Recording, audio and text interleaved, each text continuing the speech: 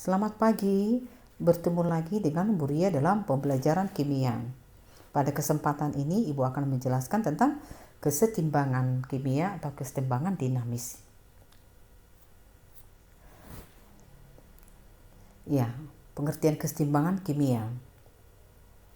Dalam reaksi kimia, ada reaksi yang bisa berlangsung satu arah. Ada reaksi yang bisa berlangsung dua arah, atau disebutlah itu reaksi bolak-balik.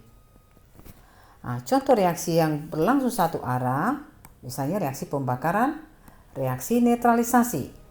Nah, pembakaran, saya kasih contoh. Metana atau CH4 mengalami pembakaran reaksi dengan O2 akan menghasilkan CO2 dan H2O. Reaksi netralisasi berarti asam ditambah basa, HCl tambah NaOH akan menjadi NaCl ditambah H2O. Ini reaksi hanya berlangsung satu arah yang dilambangkan dengan hanya satu panah ke kanan. Sedangkan contoh reaksi yang berlangsung dua arah adalah pembuatan amonia, pembuatan belerang trioksida. Kita tuliskan reaksinya. N2 ditambah H2 ini akan membentuk amonia, yaitu NH3. Reaksi ini bisa berlangsung dua arah yang dilambangkan dengan dua panah. Pembuatan belerang trioksida S ditambah O2 menjadi SO3. Ternyata ini juga bisa berlangsung dalam dua arah yang dilambangkan dengan dua panah. Konsep kesetimbangan itu penting sekali dalam bidang kimia, juga dalam bidang ilmu lain. Di dalam bidang kimia, perubahan iklim global, hujan asam, menipisnya lapisan ozon, konsep kesetimbangan sangat berperan. Ibu akan jelaskan kembali tentang kesetimbangan dinamis.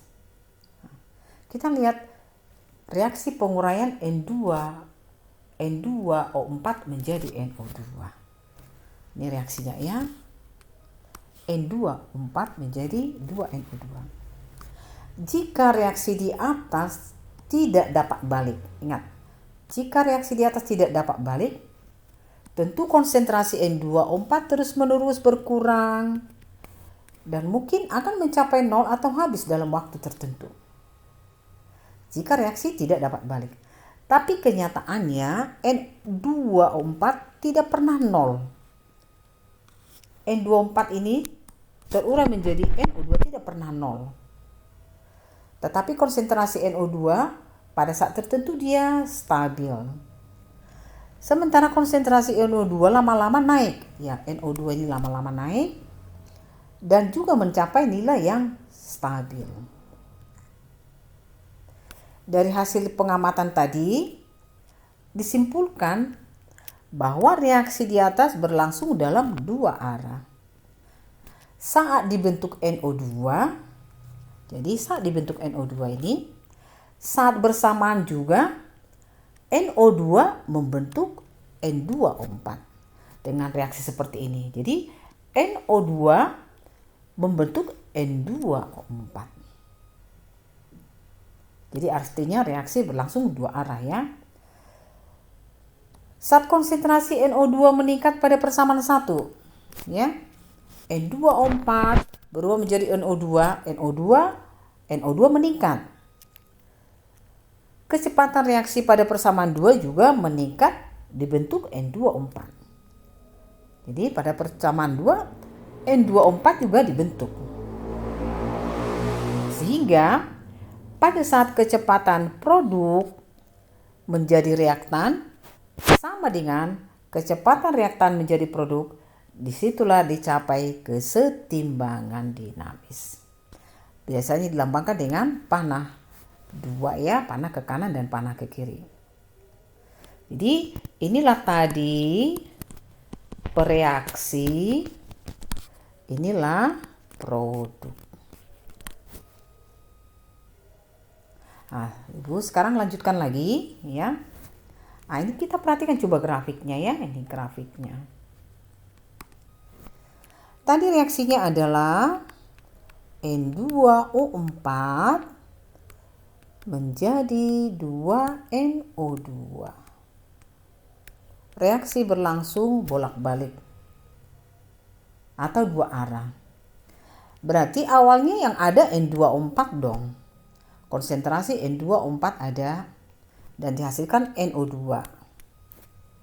Nah, sekarang kita buat grafiknya. Ada grafik konsentrasi. Ini sebagai sumbu Y.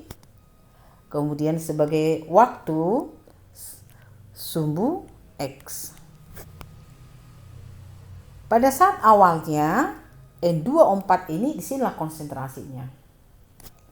Tentu NO2 pada saat awalnya dia berarti 0, di titik 0 ya.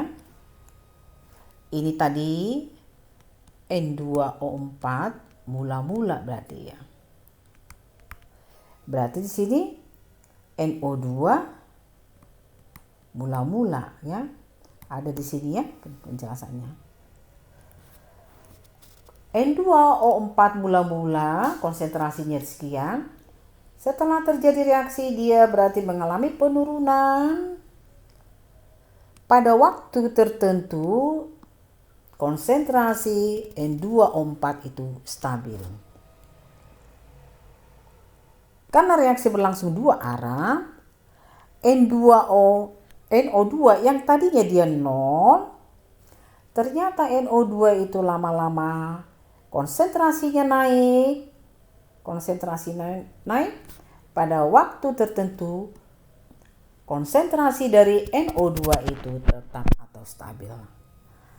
Disinilah saat diperoleh kondisi kesetimbangan. Jadi saya ulangi, N2O4 awalnya konsentrasinya ada, lama-lama dia konsentrasinya turun, akhirnya pada waktu tertentu diperoleh kondisi setimbang atau konsentrasinya tetap. NO2 yang awalnya 0, konsentrasinya naik seiring dengan waktu, pada waktu tertentu konsentrasinya tetap. Disitulah saat kesetimbangan. Sehingga kita simpulkan ya. Nah, ini tadi N2O4 menjadi NO2. Jika misalnya, tentu ini kamu udah tahu ya, ini adalah bereaksi. Ini adalah produk. Bereaksi menjadi produk.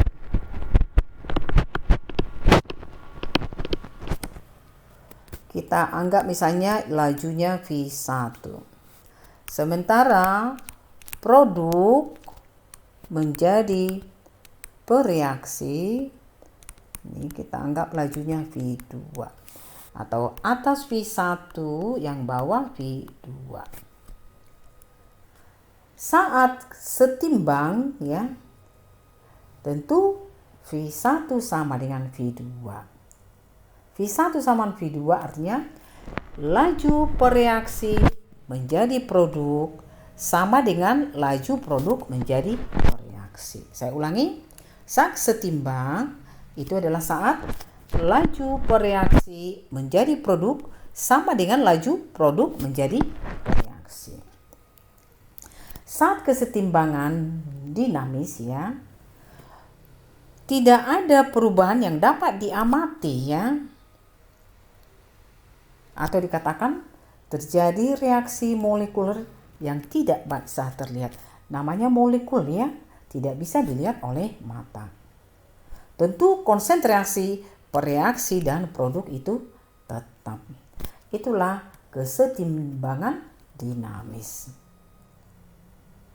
Oke, semoga kamu paham.